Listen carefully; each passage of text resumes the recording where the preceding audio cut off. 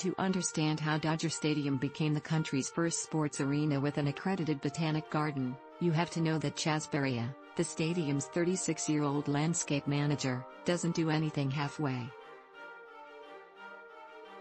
He's a beast about exercise, for instance, but he doesn't just run or ride a bike, he trains for extreme sports like jumping into frigid water and swimming miles in the dark. When he had to quit a race one year because of hypothermia, he began taking icy showers to make him less susceptible to the cold.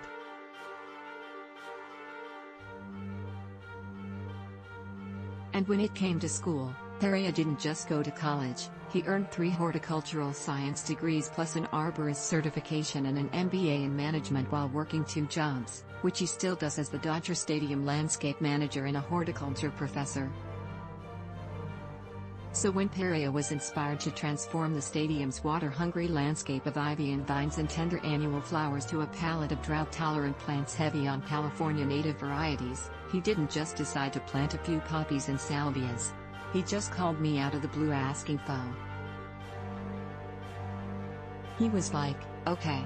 We're doing this." His excitement was contagious and very inspiring.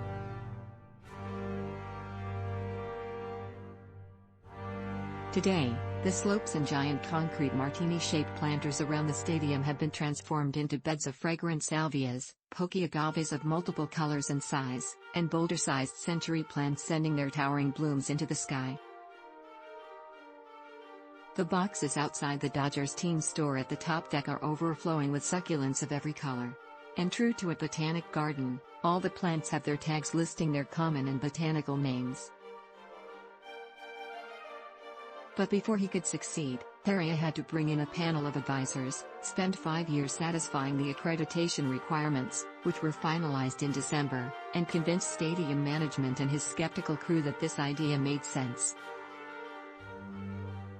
Not only did he want Dodger Stadium to develop a botanic garden, he believed his small landscape crew could rival the gardeners at the Palace of Versailles outside Paris, an epiphany he had during his first trip to Europe in 2017. He'd just turned 31.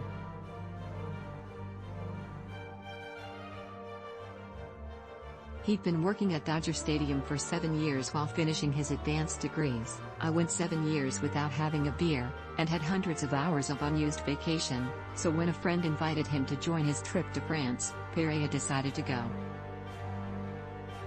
And that's how he got his mind blown at Versailles. The place was drop-dead gorgeous," he said. "But then I looked around and saw these guys who were working there and I started thinking, this is all just plants and concrete.